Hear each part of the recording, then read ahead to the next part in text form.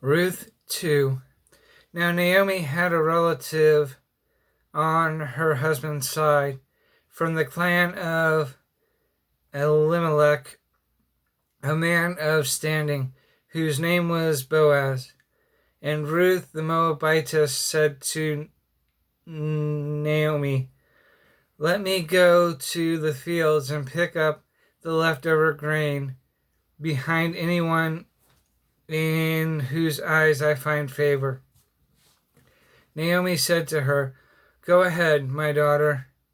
So she went out and began to glean in the fields behind the harvesters. As it turned out, she found herself working in a field belonging to Boaz, who was from the clan of Elimelech. Just then Boaz arrived from Bethlehem and greeted the harvesters. The Lord be with you. The Lord bless you," they called back. Boaz asked the foreman of his harvesters, "Whose young woman is that?" The foreman replied, "She is a Moabitess who came back from Moab with Naomi. She said, 'Please let me glean and gather among the sheaves behind the harvesters.' She went into the field and has worked steadily from morning till now, except for a short rest in the shelter." So Boaz said to Ruth, "My daughter, listen to me. Don't go and glean in another field, and don't go away from here. Stay here with my servant girls. Watch the field where the men are harvesting, and follow along after the girls. I have told the men not to touch you, and whenever you are thirsty, go and get a drink from the water jars the men have filled." At this, she bowed down with her face to the ground.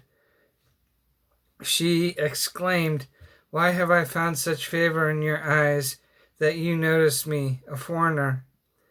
Boaz replied, "I've been told all about what you have done for your mother-in-law since the death of your husband, how you've left your father and mother and your homeland and came to live with a people who you did not know before.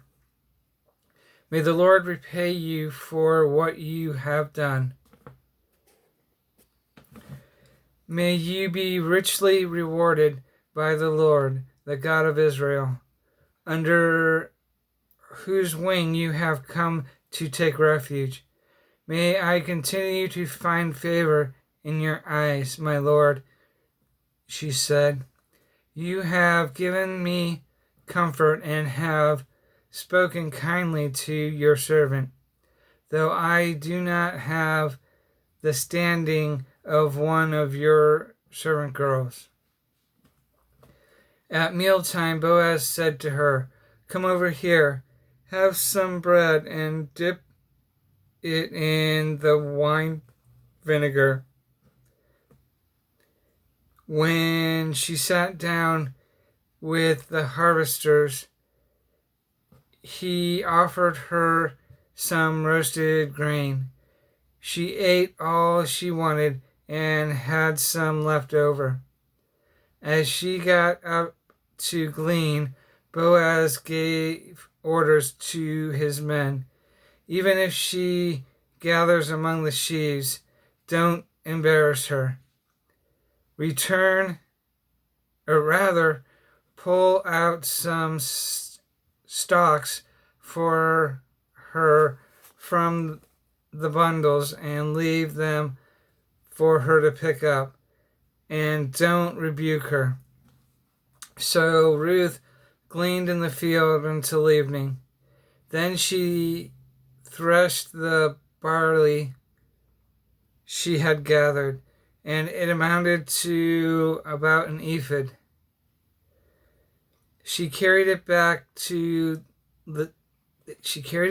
town, and her mother-in-law saw how much she had gathered. Ruth also brought out and gave her what she had left over after she had eaten enough. Her mother-in-law asked her, "Where did you glean today? Where did you work? Bless the man who took notice of you." Then Ruth told her mother-in-law about the one at whose place she had been working. "The name of the man I worked with today is Boaz," she said. "The Lord bless him," Naomi said to her daughter-in-law. "He has not stopped showing his kindness to the living and the dead," she added. "That man is our close relative. He is one of our kinsman redeemers." Then Ruth the Moabitess said, "He even said to me, 'Stay with my workers until they finish harvesting all my grain.'" Naomi said to Ruth, her daughter-in-law, "It will be good for you, my daughter, to go with his girls, because in someone else's field you might be harmed."